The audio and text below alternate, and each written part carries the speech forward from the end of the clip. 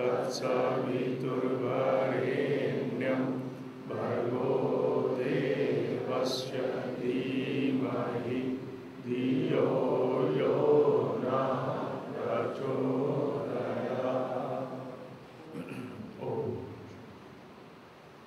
मेरी त्रिगुणात्मक प्रकृति तीनों गुणों से इस सृष्टि बनी है। इस सृष्टि में जितना पदार्थ है उस सब की उत्पत्ति गुणों से है। आवाज़ कम करो बेटा, तुम आवाज़ नहीं संभाल पा रहे।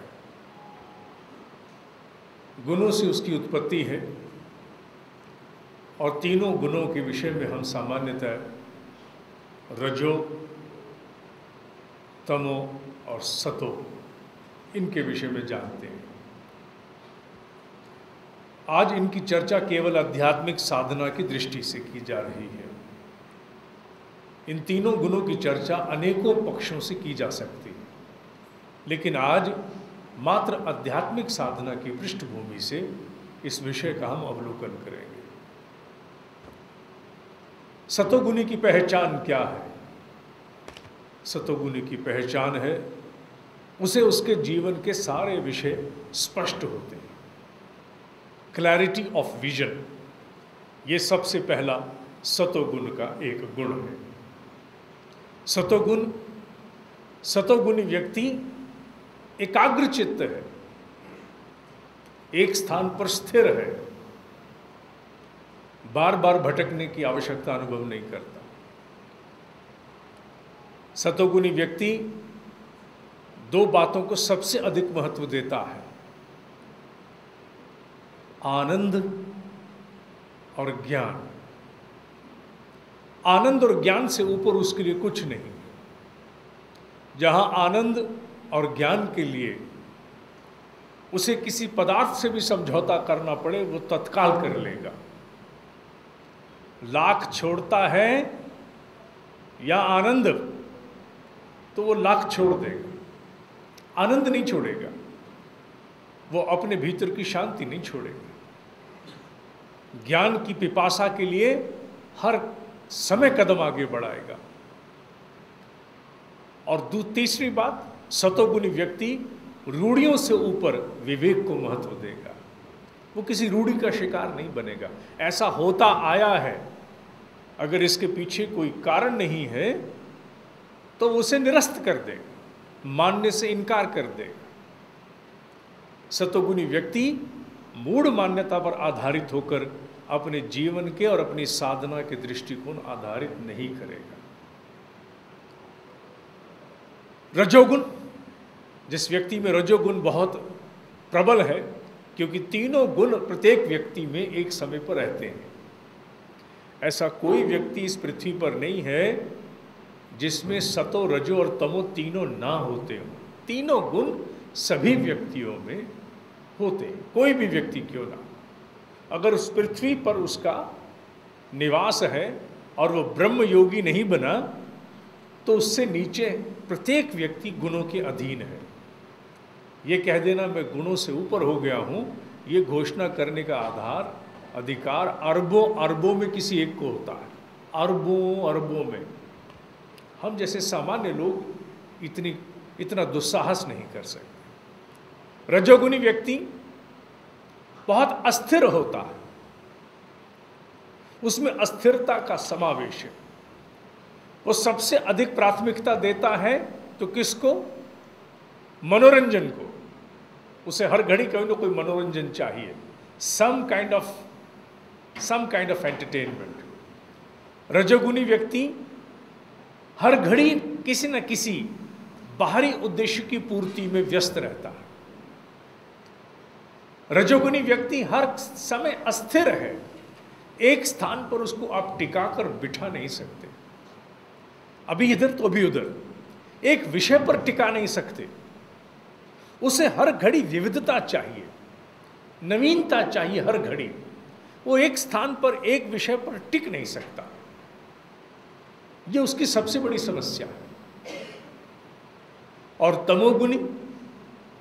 तमोगुणी व्यक्ति के साथ ये कहा गया है कि आलस्य प्रमाद जिस व्यक्ति को ग्रसे उसे तमोगुनी कहा। हम इसको आध्यात्मिक दृष्टि से देख रहे हैं। लौकिक दृष्टि से इन गुणों की परिभाषा थोड़ी अलग हो जाती है।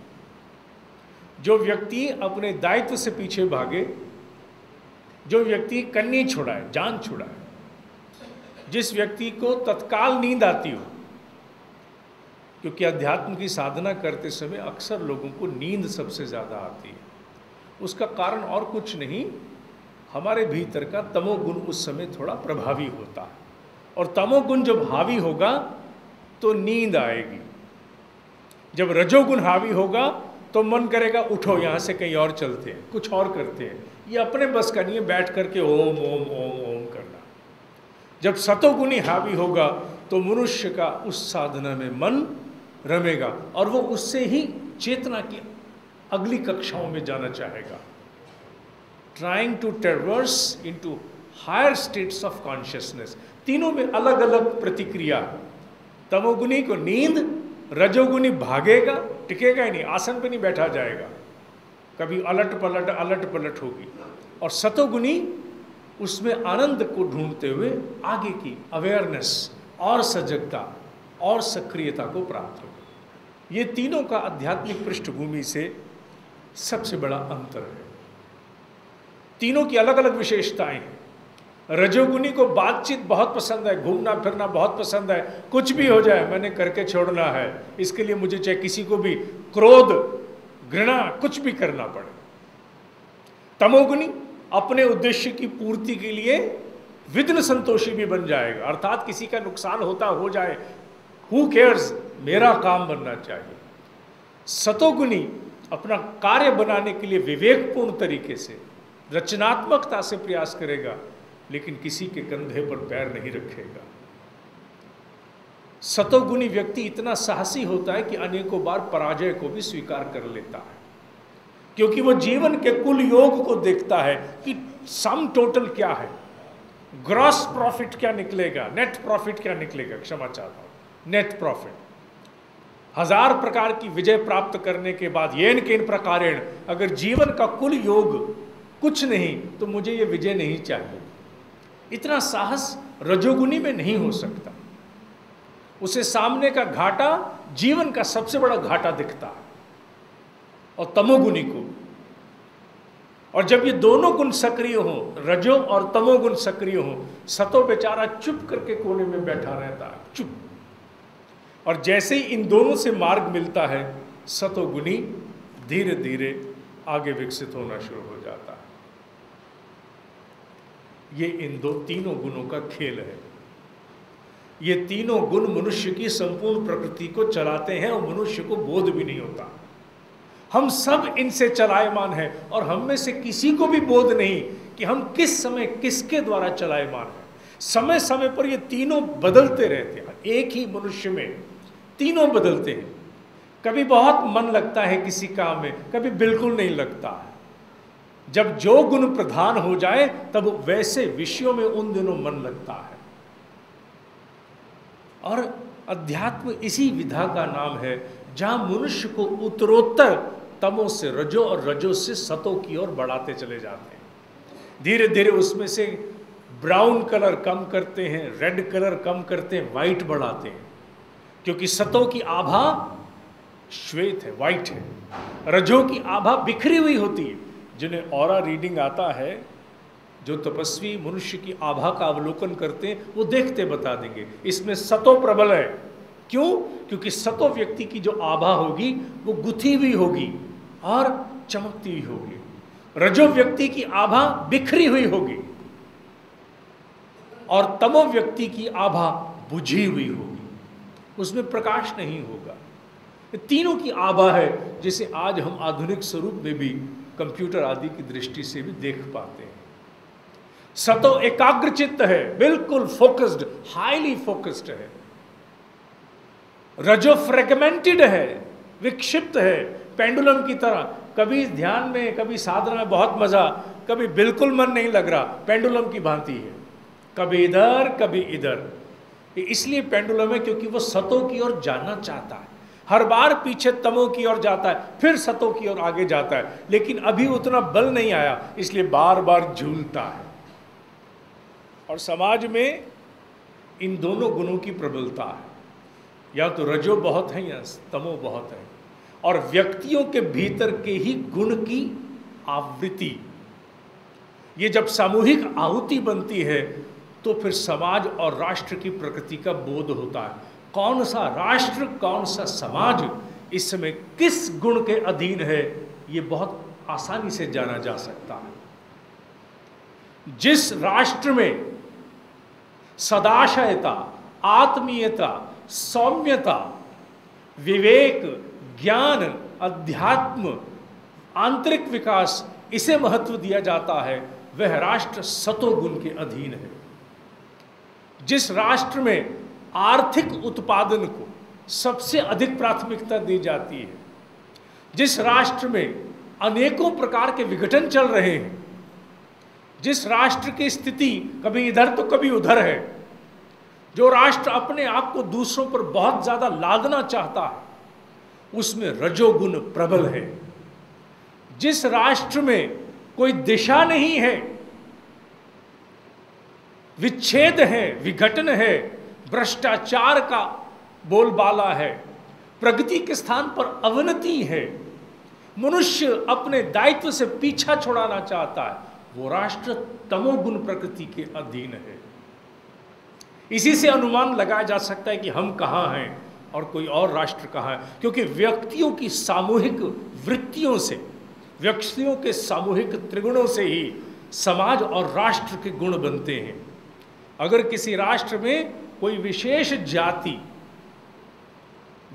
जाति अगर एक प्रकार से अधिक सक्रिय है, चाहे वो व्यापार का क्षेत्र हो, चाहे वो विद्या का क्षेत्र हो, तो माना जाना चाहिए कि उनका समाज उन गुणों की प्रबलता के अधीन है। व्यक्ति के भीतर की गुणों की अवस्था सामूहिक रूप में समाज के गुणों की अवस्था बनती है, सामाजिक गुणों के समूह की अवस्था राष्ट्रीय गुणों का एक स्वरूप रचती है। ये मात्र व्यक्ति तक सीमित रहने वाला विषय नहीं है। गुणों की प्रधानता और साधना, क्योंकि साधना की पृष्ठभूमि से इस विषय को हमने आज लिया है। गुणों की प्रधानता से जब साधना में व्यक्ति बैठा है, अगर उसमें सतोगुण प्रबल है, तो मनुष्य कुछ ही समय में एकाग्रचित्त होकर के निर्विचार होने का प्रयास करेगा। इसके पीछे का रहस्य क्या है? इसके पीछे का रहस्य बहुत गहरा है। इन गुणों के विषय को हमने क्यों लिया? अध्यात्म विज्ञान का विषय है, धर्मांधता का विषय नहीं है।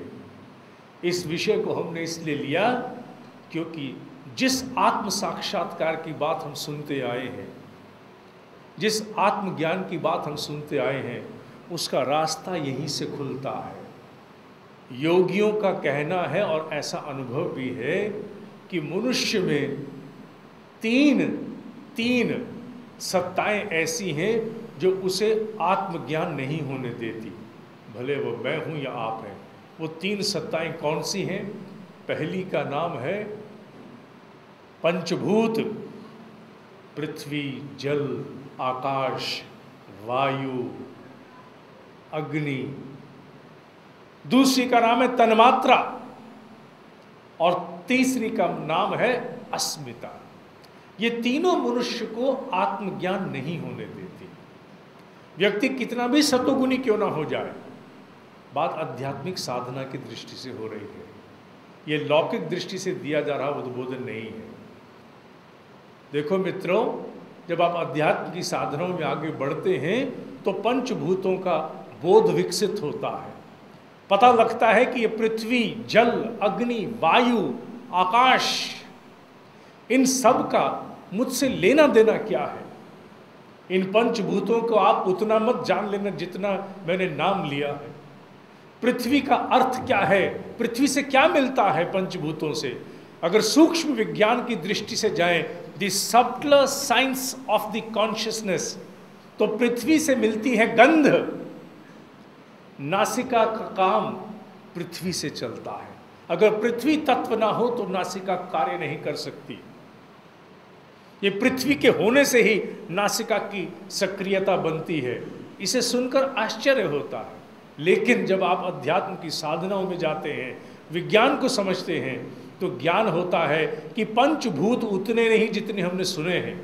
पंचभूतों का वास्तविक स्वरूप बिल्कुल अलग है। गंध का अर्थ है पृथ्वी।